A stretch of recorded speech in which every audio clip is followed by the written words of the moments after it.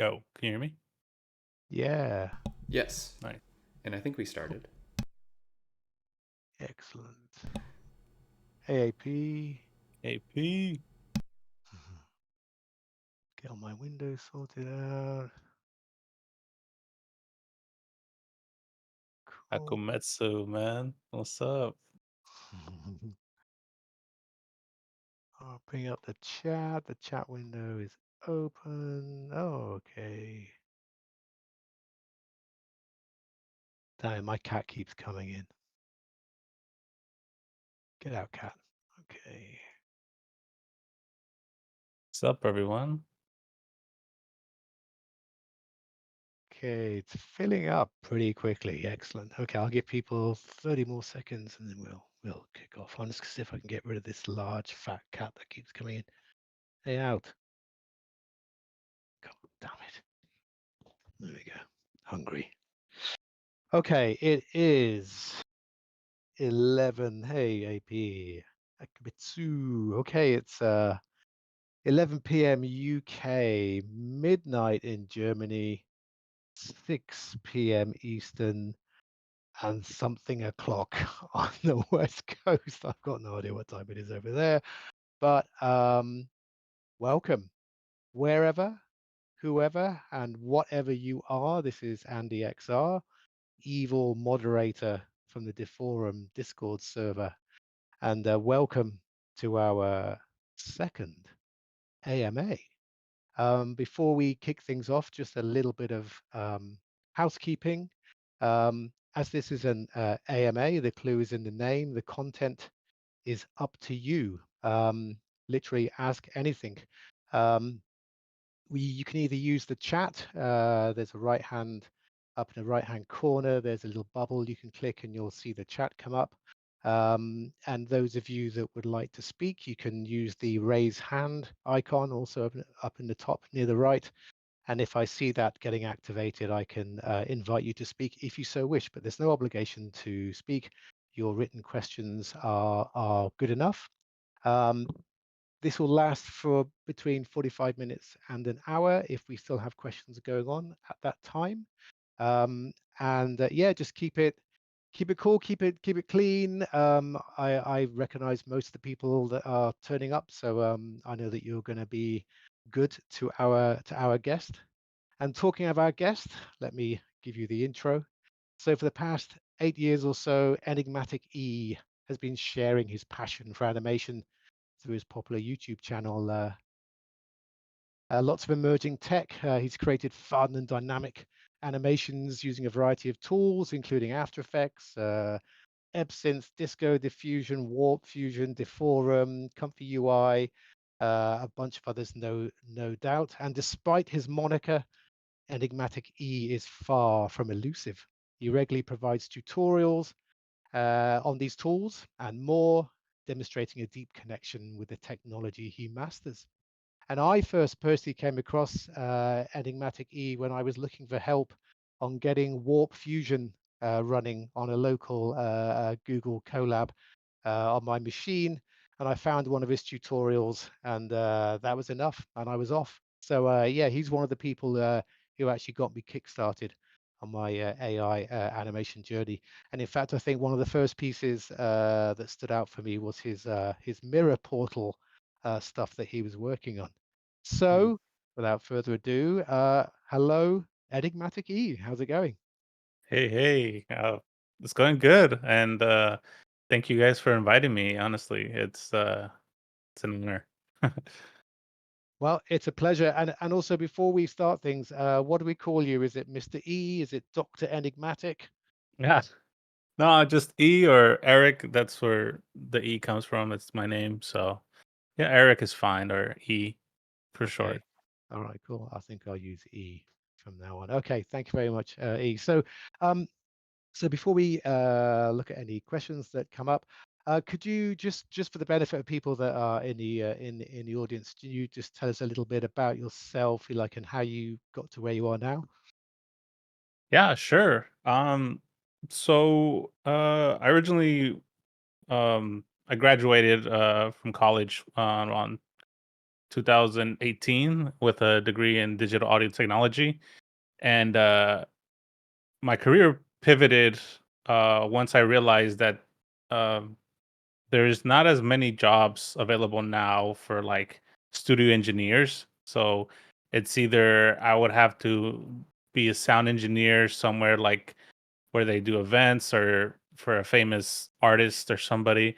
Um, and I was just not interested in that. I wanted to be more in like in the creative world of all that stuff. So uh, I kind of pivoted into video editing at the time, and then so I started doing.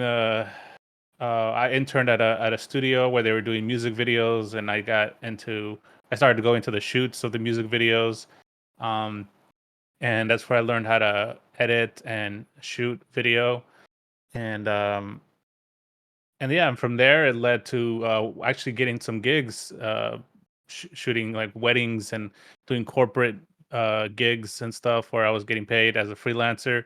I was also doing some animation stuff, like pixel animation, and did a few music videos for a few artists. Um, and yeah, just trying to find ways to get paid, pretty much. And so that led to just to doing a bunch of work, and then eventually got hired by uh, a company called ID Tech, where they did like tech camps for like young uh, kids and teenagers. And I got a lot of experience there with motion design and shooting and editing. And then from there, I started doing freelance again, and that's where my journey with AI video started, because I started to see a bunch of stuff on Instagram, specifically from a guy named Remy Moletti, I believe it's his name is.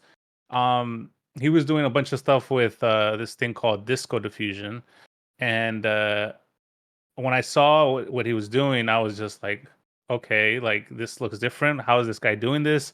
It looks super weird and different, and I want to learn it. And that's kind of where my journey started, and um, just working with that, and that led to people asking how I do it, and then that led to me doing YouTube videos, and that's kind of where that started.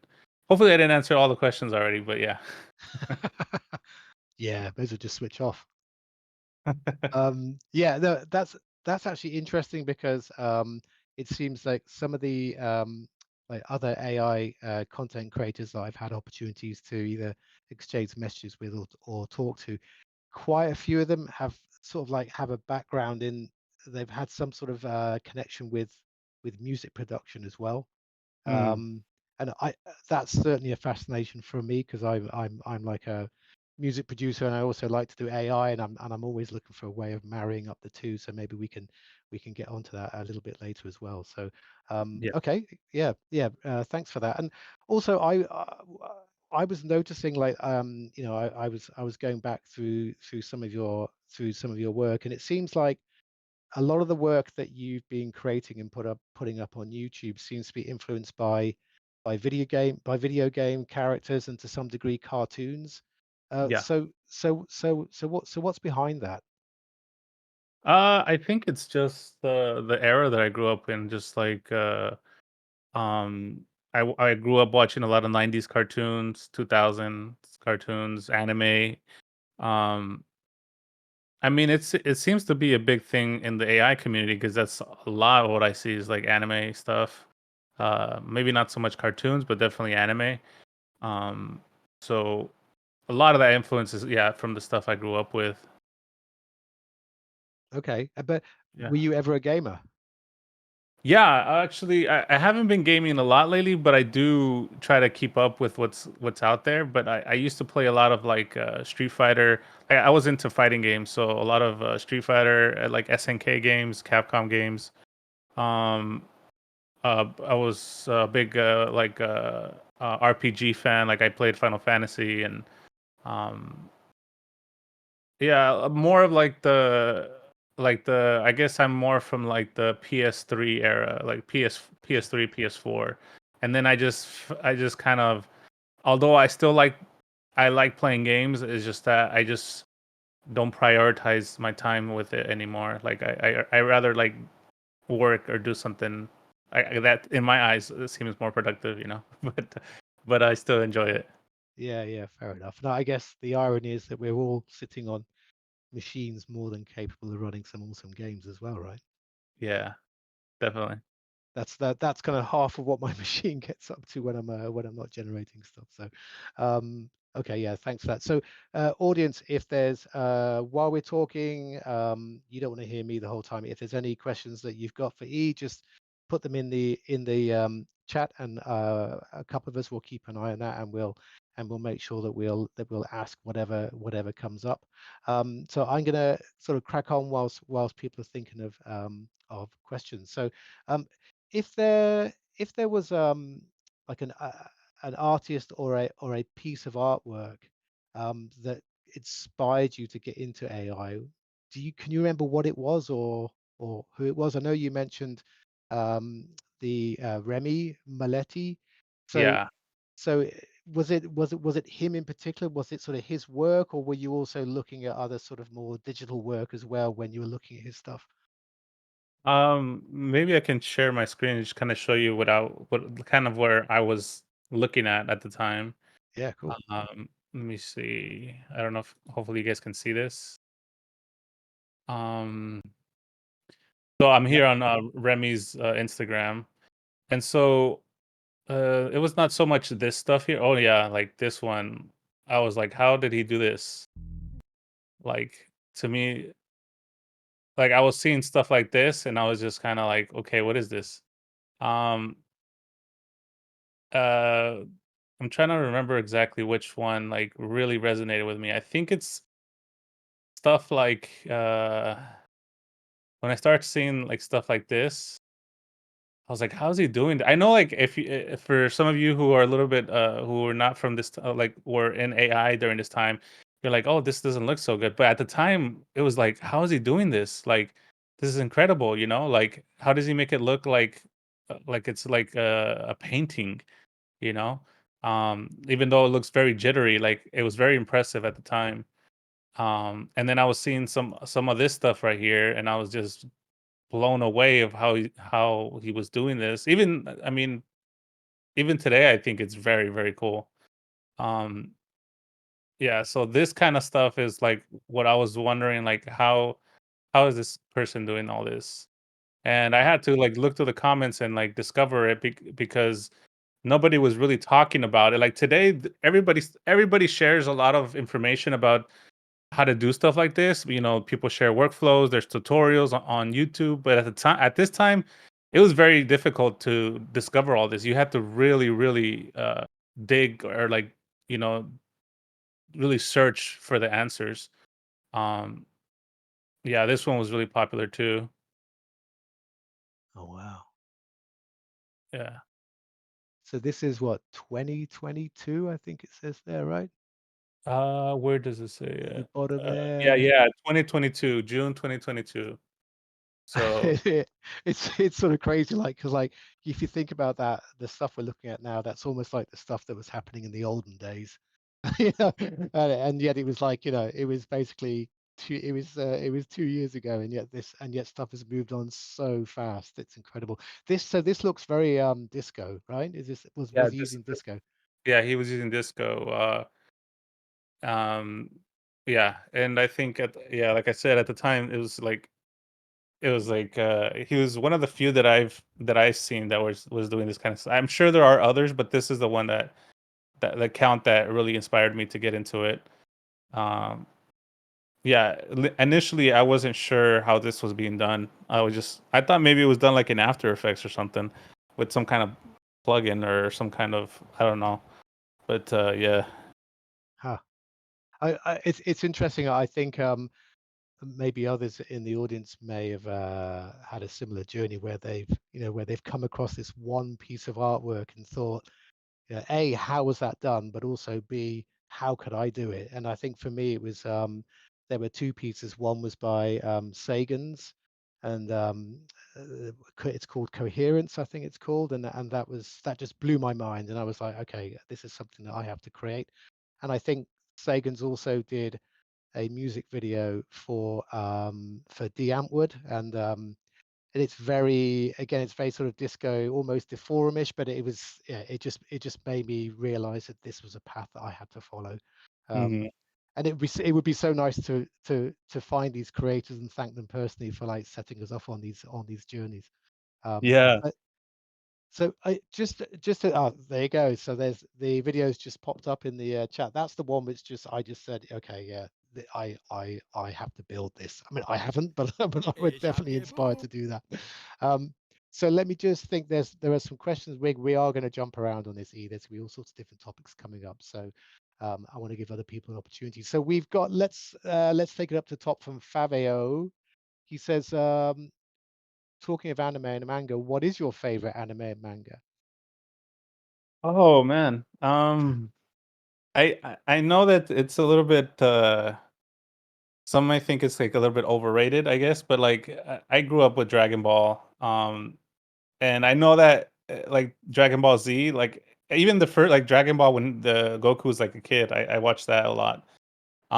But yeah, like now if you try to watch Dragon Ball Z, it's just a lot of like scenes that are just drawn out and take so long. Like a whole episode will just be like Goku powering up or trying to be Super Saiyan, and then it's like, oh, in the next episode he is gonna turn Super Saiyan. So it's like a lot of that, like obviously it doesn't hold up anymore, but at the time it was just like incredible. But yeah, I think yeah, Dragon Ball. Um I think that one's the one that I guess I have a lot of nostalgia for. Okay, Um cool.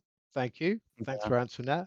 And if you don't mind, I'm going to hit you with some other audience questions, and so we're going to jump around between different bits here. So Dr. Takiti.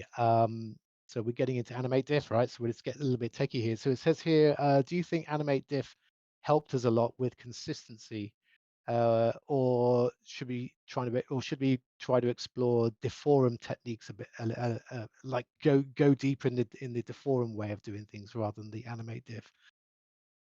Uh I mean I've used the forum to try to get consistency, and it does a pretty good job when you use the right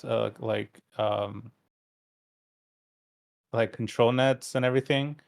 Um but I feel like Anime Diff just like is it just gives you way more consistency. But I mean I could be wrong. I haven't really used the forum for a while. I don't know if there has been like any new things that have come out for it, or like anything that just improves it.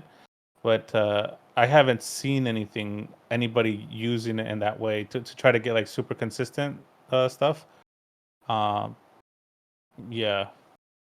Okay. So I would say Anime Diff, yeah, for that. It sort of feels like, at least now it feels like, um, there is a it's almost like you could be in one of two camps. So you know, if you want to have that sort of like fluid look to your animations that are really consistent and hold up really well at any FPS, then Animate Diff seems to be the way to go. But also I know that there are artists that like that sort of ever-changing frame sort of thing that Yeah, the forum sort of bring, that sort of, it isn't really a flicker, but you can sort of, it feels more animated. right. And I and I think there are some artists that sort of like that way. Yeah, I mean I definitely feel like the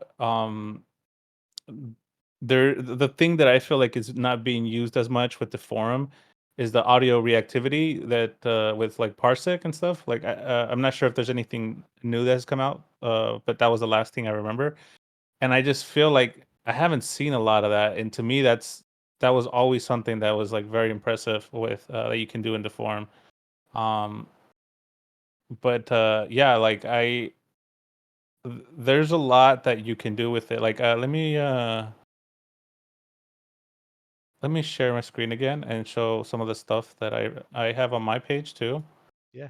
that I did with Deform. Like this is an example of like something I did with Deform that where I did actually like all the jitteriness that's happening. To me, this is a really cool effect. And I did this with the forum. Nice. Yeah, to me, this it works for something like this. I guess it just depends on what you're trying to achieve, and yeah, what the desired effect is. Like I would never say one is better than the other. I would just say, like, what are you trying to accomplish? What is it you're trying to do? What is it's it's like trying to compare like a certain kind of paintbrush versus, using another kind of paintbrush, Mm. Um Yeah. yeah. Well, to like help you out there. So there have been some changes. So I know that one of the devs on the forum, he's forked off and he's created a new product called Reforum, which is based on the Deforum code base, but he's put in loads more techniques for frames to flow into each other, Hmm. which in itself brings about like a whole sort of different look. Um, and I'll tell you what, the thing that I still go back to Deforum for is that audio syncing, because Yeah. because the way that Comfy does it is you sort of, because it's doing everything in batches, and the way it controls seeds, it's kind of tricky to make Comfy do audio reactive stuff. You've got to have audio reactive input videos instead. Yeah. Whereas like with the forum, you've got that finite control, which lets you do like the stuff you were talking about with Parsec or frame sync XYZ or whatever it might be. But you can get sort of that, you can get the audio reactive stuff sort of a little bit tighter than you can with Animate Diff. Yeah. Yeah, like yeah, that's something that, like, I never really got to explore so much. I kind of did a little bit with it, like right here. I did it with this one. Um but there was just so much more to explore that I just never got to, but I always thought it was very, very cool. Yeah, I like that one too. Discovering all your old work. It's great. Yeah. Good characters. Okay, all right, thank you. I'm going to go back to the questions if that's okay. There's a few more, and there's someone else that would like to speak, and I'll come to that person in a second. So Gmorb is asking, how did people like Sagans get popularized and well known? Would you say it's typical luck and connections in the industry? How do people what? I'm sorry. How do people like Sagans or whoever else get popularized and well known? Would you say it's the typical luck and connections in the industry? Sagan. I'm not familiar with that person. Or maybe I am, but I just don't know. I don't remember the name. So I guess we could replace that name with anybody that's sort of managed to get popularized and maybe is doing Yeah. commercial work. Is that just down to luck and connections is the question? Ah, okay. Yeah. Um, I think popularity has a big thing to do with it. Like, if you do something that just stands out or goes viral, obviously that's gonna get you a lot of your email is gonna be probably get filled with requests and stuff. Um, but also doing stuff that you think is going to be useful for like businesses and stuff, like, because a lot of stuff that I do doesn't I understand that a lot of stuff that I do is not like the kind of stuff that goes viral. Um, but it has gotten me attentions from like studios. Like, I've spoken with studios that do 3D animation. I had talks with Netflix, and they reached out to me to offer me position, but then it just never happened, unfortunately. But they like, at least there was that interest, like, oh, we like what you're doing. It looks really interesting. We want to see, they interviewed me like 3 times or something like that. But what I realized is that maybe I'm not getting the attention of like the general audience, but I am. There are people like that are in this, or like these companies that are aware of me, and they're watching my stuff, and I'm like, oh, okay. I didn't realize that you guys were watching my stuff. Well, that's a good thing. Which is encouraging, because sometimes I post stuff and it's not the kind of stuff that that goes viral, and I'm like, it can be discouraging because like, I want people to see my stuff, um but I think it's getting the eyes from a different kind of audience, people that are trying to find ways to use this on like professional projects and stuff to have like for commercials and for yeah. Okay, thank you. Thanks for that. Um, Also, we've got a question here from Bad Banana Dev. What's the best way to change video footage using AI, giving the most detailed changes?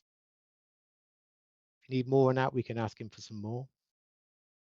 Um, can you repeat that? So I guess he's asking if you have input video footage Right. and you want to transform that into something else. Um, what have you found to be the best techniques for doing that sort of style transfer work? Yeah, for style transfer, I guess it just depends on what you're trying to do. Like, if you're trying to change it like drastically, a technique that I've been using a lot lately is using this thing called Viggle, um, and then running that because Viggle will give you like let me show you on my screen. Uh,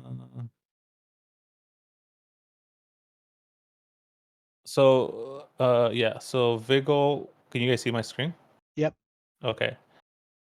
So what Viggle will do, it doesn't always give you like the best quality of a generation, but you can clean it up in Comfy. So for example, let me actually no, let me show you. I think I have like videos here showing the examples of before and after. So where do I have it? Reels.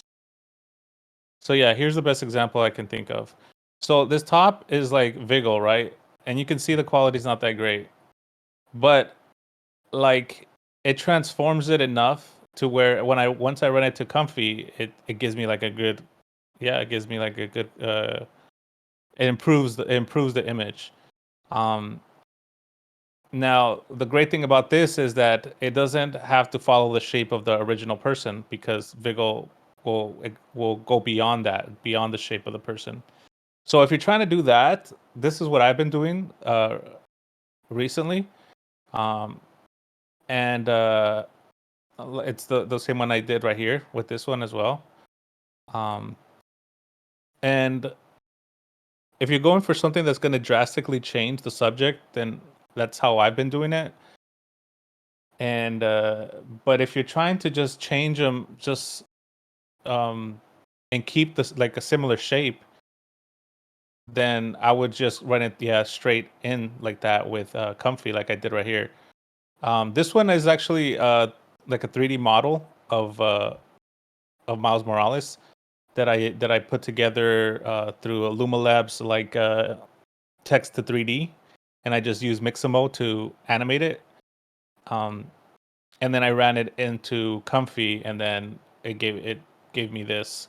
So if you're trying to keep the shape of the subject pretty intact, then you can just run it and have control nets help it guide it, and then a little bit, and then with IP adapters. I'm not sure if you guys are familiar with IP adapters, but with IP adapters that can help stylize and style transfer uh, like the way like the main video into something different, Yeah, that's a great example. And yeah, IP adapters have definitely been a game changer. Um, is it Matteo who's been working on the comfy nodes for that? And yeah, Yeah, I use them in every workflow I've been playing with recently because they just magically give you that style transfer, right? You can and more. You can do all sorts of special stuff with IP adapters. So I definitely recommend those for people that haven't tried them out. Um, yeah, Wow, I'm just staring at your work. It's just it's really cool. Okay, another question from the group. There's one with human. I'll come to humans in a second. There's one a little bit above that that I saw. It says here, what's the next tool or paper you're waiting for in Comfy UI? What's the next thing you think that you like to see happen? Oh man. I mean, it would be great to get some of these new models to work well with Animate Diff, like SDXL or SD. I mean, yeah, there's a lot of issues with SD3, but um, yeah, that'd be great to just improve the quality because I think being stuck with SD 1.5 is kind of like, yeah, it works and it looks good, but I feel like there's so much more like room for improvement that I just hope that there's a way to just get the same results you get with 1.5 and like an XL, for example, SDXL. Um, but I mean, I don't know if anything come like that I would be waiting for like specifically, but that's I guess the biggest thing for me just to have that same quality, I guess, but just with the better model. Yeah, I think I'm waiting for some fine-tuned SD3 models. But of course, that's sort of been, at least Civitai has sort of banned that temporarily whilst they Yeah, sort out the licensing thing, right? yeah, Which is a yeah, shame. because mhm. Thank you. And then there's another question here from AP. It says here, can you walk us through your creative process when tackling an AI animation project? We'd love to hear about your workflow and tool selection.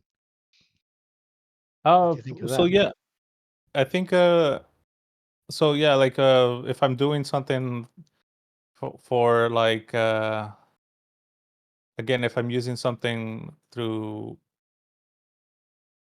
Vigo, like I'll run something through Vigo, like a video footage through Vigo, um, and uh, and then from there I run it in through Comfy UI. Let me see if I have an example. Yeah, let me see. Um,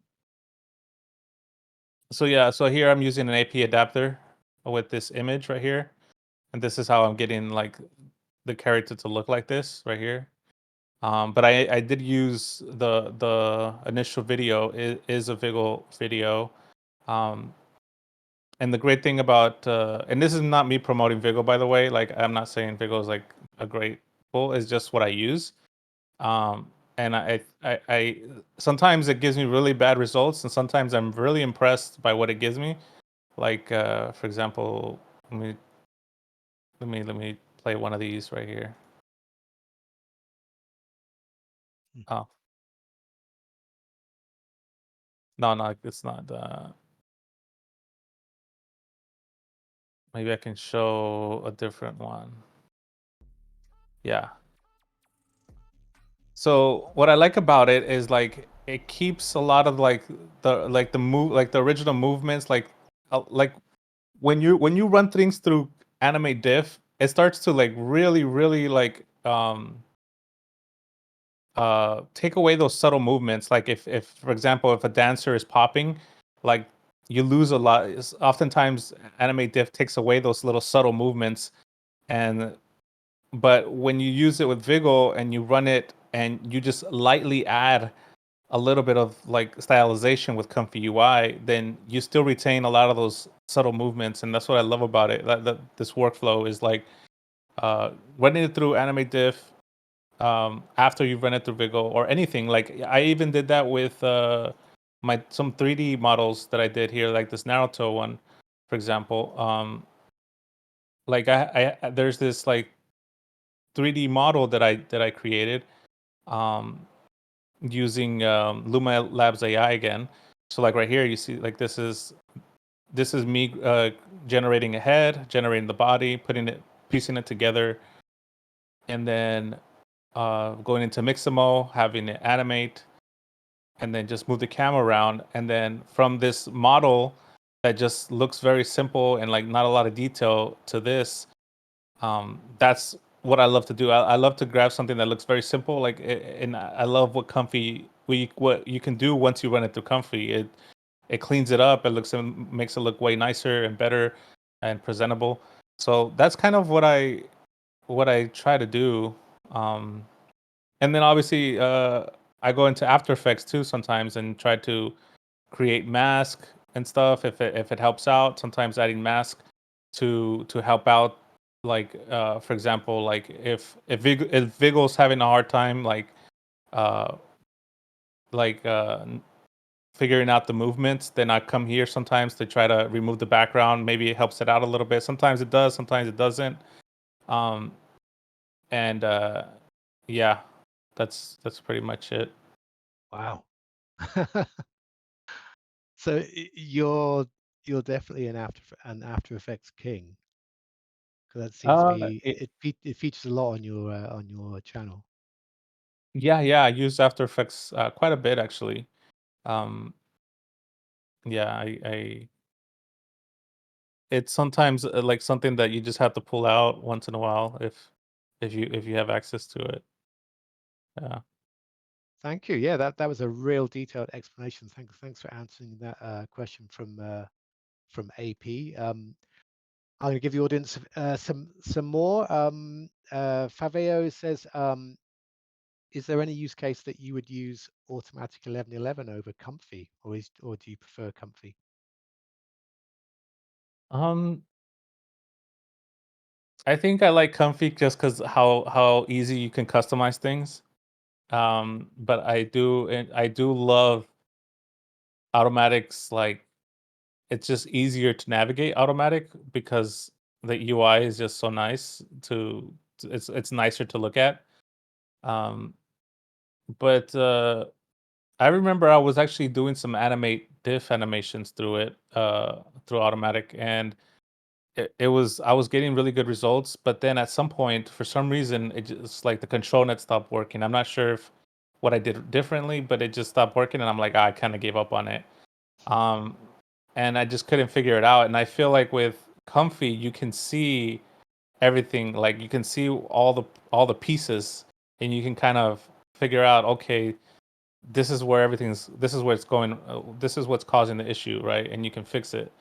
But in automatic, it's not as obvious, I guess.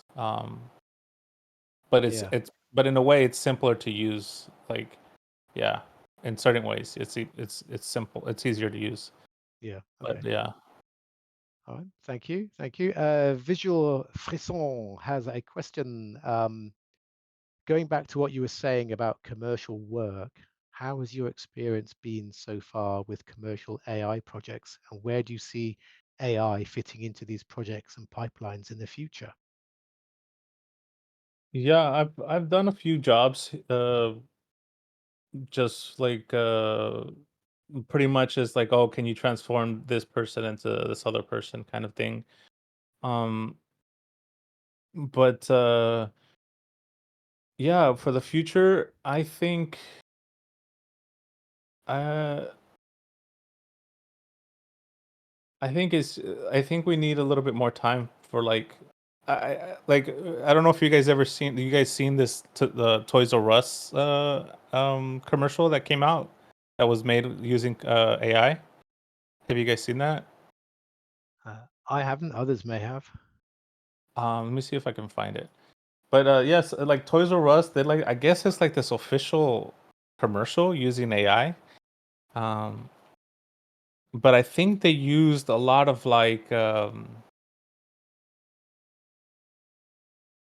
they used some kind of like like Luma Lab, like AI, like Sora kind of tool. I'm not really sure what they used. Um, and they mixed it with some like I guess some traditional stuff too. Traditional. Let me see if I can find it. I'm looking for it right now, or if someone can find it. Yeah, there's a news link in the chat. Oh, here it is. I think I Oh, have their account. Yeah. Let me ah, restart it actually. So yeah, so they have this. Can I play audio? Oh, it's yep, really loud. that's okay. Um. So yeah, so Ah, this was done with AI. I can tell, like, yeah, this is definitely done with some kind of video generator. This one too. It just looks very, yeah, Canny Valley. Oh, what the hell? Oh, okay, never mind. It's just like watch the full video somewhere else. Uh yeah, but I, Clickbait. I think you can get it. This is like the problem with these kind of tools right now is just that they're almost like picking out um stock videos, and then trying to piece them together. And you have like very little control of what's happening. Like if you want to storyboard something, you're at the mercy of whatever the AI wants to spit out for you. Um, and you can't be as precise as like a lot of companies want to be. Like I don't know if you've ever done any like projects for any commercial for any corporate people, but um they sometimes are very precise about what they want. Sometimes they don't know what they want. They just say like, I think we need this, but like oftentimes they're very very precise about what they want exactly. And so if you can't deliver that, that's always going to be an issue and a limitation with AI, unfortunately.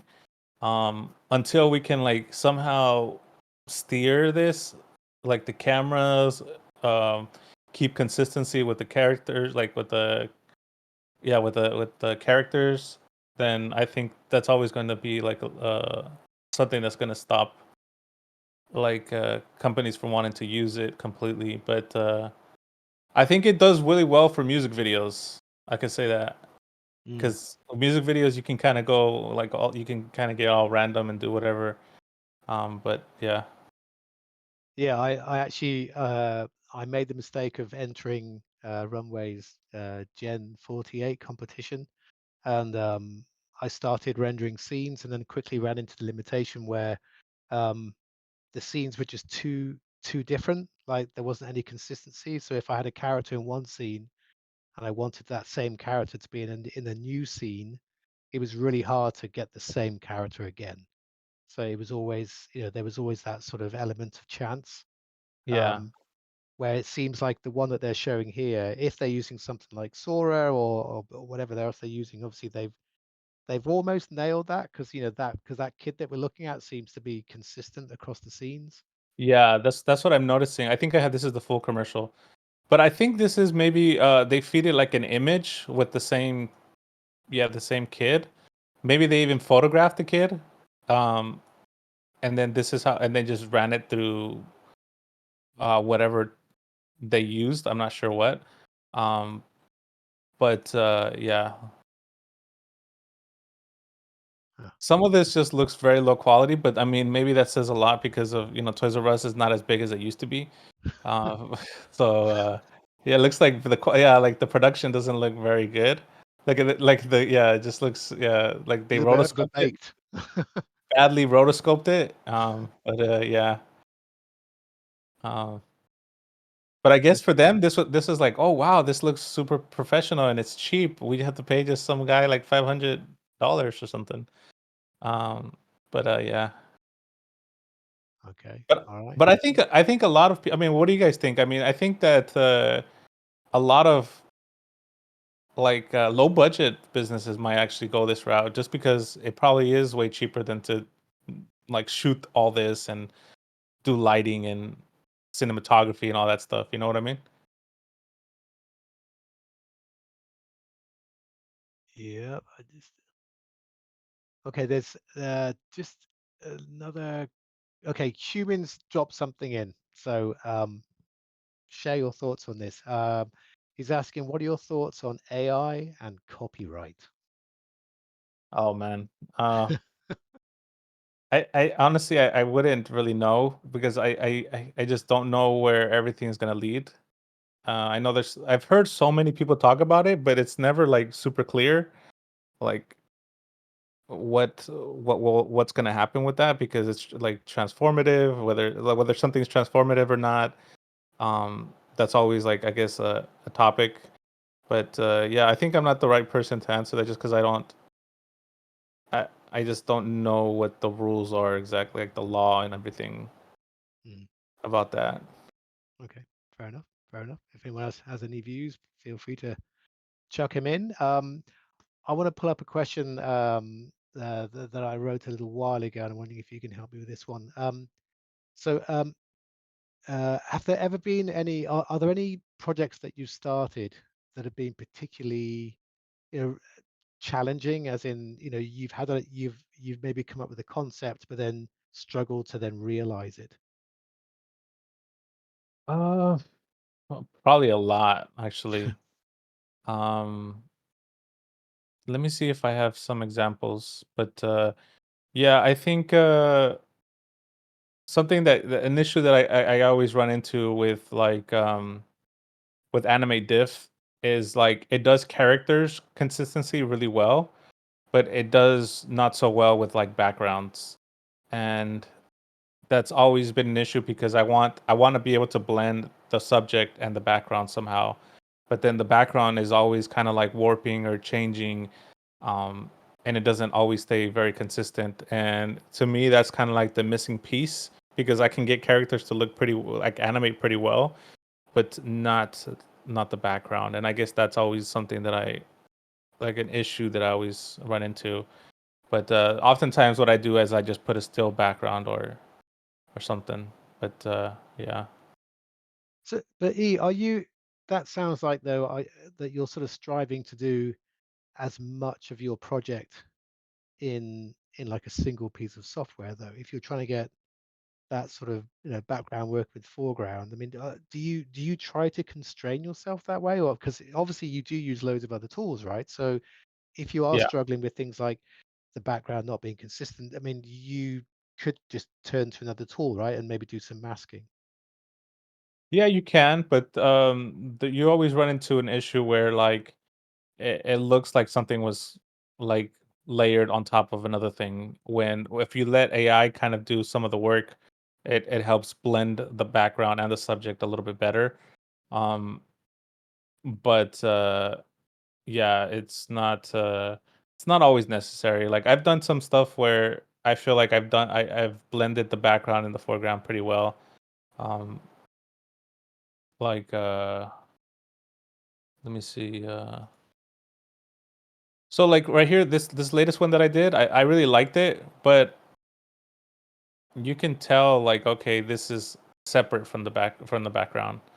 Um, Maybe I could have worked a little bit on maybe the color grading a little better, but still, it looks a little bit floaty. Still, um, I don't know. I just feel like that could have been better, but I feel like let me show some other ones where I did backgrounds. Like let me see. Yeah, so like this cloud one, for example, right? I have a still background. It's like it's just a still image, right? And it looks clean like that. And then when you try to add a background, like for example this one, uh, you see how like everything in the background is changing and stuff. Yeah, to me, it just would be amazing to just be able to have it do all of it together. I know it's not. I mean, you can always do it like separately, but I don't know. I think it would be really nice if you can do that. Here's another example of one where I just like the background's actually a video. Um, it's an image that I ran through Stable Video Diffusion, and so they animate the fire and the smoke in the back, and then in the foreground, I just yeah other layers that I placed like in the foreground just to kind of give it a little bit more dimension, you know. So But are you compositing in After Effects? yeah, in After Effects, yeah. Okay, wow, that's great. Yeah. The guy running along the street has always made me giggle. Such a good Running one. on the street. Yeah, the him in the right hand corner, the big fat guy who's kind of, Oh yeah, like Kanye running. yeah, Yeah, Kanye, yeah. uh, Such a good one. that's funny. Yeah, Um, Dr. Takiti is asking, have you tried Diffutune? I've just looked it up actually. if you tune. Yeah, it's in the chat. Diffuton, Diffutune, style transfer. It looks like it's particularly for doing like cell shading effects on input video. I'm looking at it now. It looks like think it's Oh, where's it at? I'll put a link in the chat. Yeah. But if you're asking, then you probably haven't used it. No, I probably haven't. Okay, that's cool. No problem. No problem. All right. Thank you. Thank Oh, you. Thank you. Yeah.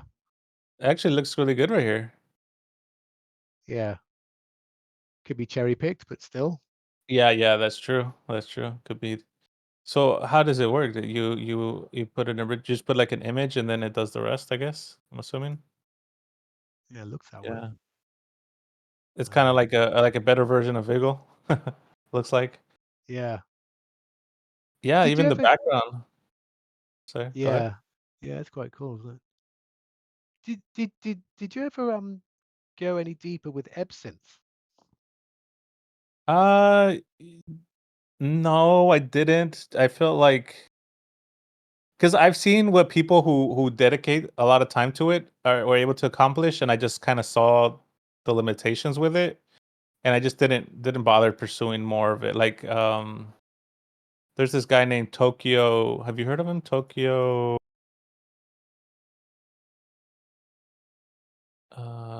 Jab.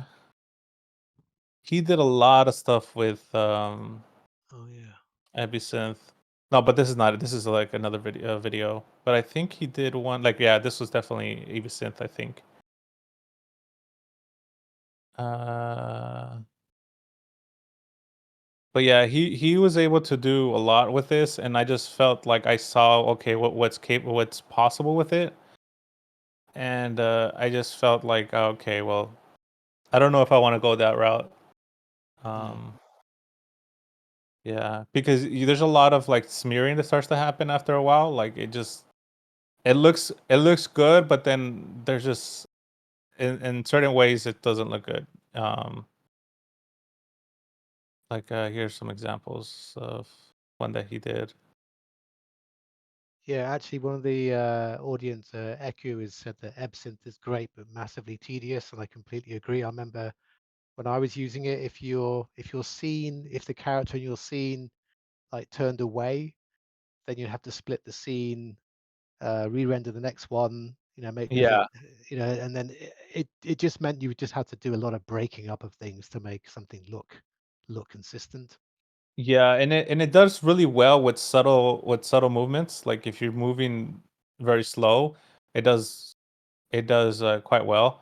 But yeah, if you're moving fast, then it starts to like you see like right here, this wobble that's happening right here. Mm. It's like, yeah, that's not something that you want. But it's still very impressive, nonetheless. But yeah, that's why I kind of gave up on it, to be honest. Yeah. Okay, so a couple more. We've got 8 minutes. I want to steer us a little bit away from the content, and I'm just wondering, overall, um, like, what's your overall experience been of like the AI creator, the community? I call it that, but obviously, there's just so many people involved. But have you, because you've moved from the US to Europe, and I'm wondering, have you noticed differences there? Is there a European AI content creator sort of group over there? I mean, what's your sort of overall experience been of sharing and learning from others? Um, it's kind of weird because like it's I don't know anybody personally um that does this. It's always people like you guys online and stuff. But I've met up like for example with like Pers, Pers, the guy, the one leading the Banadoko server. Hmm. I've met up with him, and I know there's other like YouTube people who work with Comfy, that are actually living here in Germany as well. Um, but yeah, I mean, I haven't really connected with too many people, unfortunately. Like that's something that I do feel like makes me wish that I was still living in California, because I know that a lot of people that do AI like are there, and they have a bunch of events there too. Um, that I guess I definitely missed that. I don't know about too many events that are happening here in Europe that are just like AI related. Maybe I'm not aware, but yeah. Okay.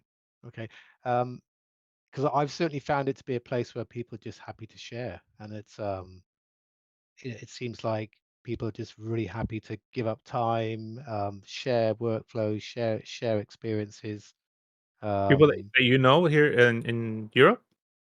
and thing is, I can never tell because Mm. I do most of most of my comms over Discord, so Yeah.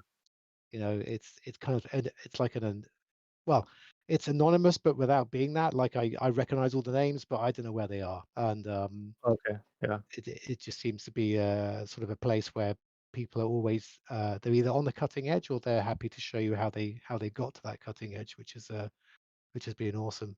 So I want to ask you just two last questions to close off. One from the audience and one from me. Mm. Zyrtec is asking, what's your favorite seed? Oh my gosh. Uh, I have- I just put random. I have no idea. Yeah. That's my final answer. Mine was always 6646, but I've no idea why I used to choose that. Um, and then finally, I'm wondering, could you share any tips or practices for aspiring AI content creators looking to improve their skills? Uh, to improve your skills, um, I wouldn't be too concerned.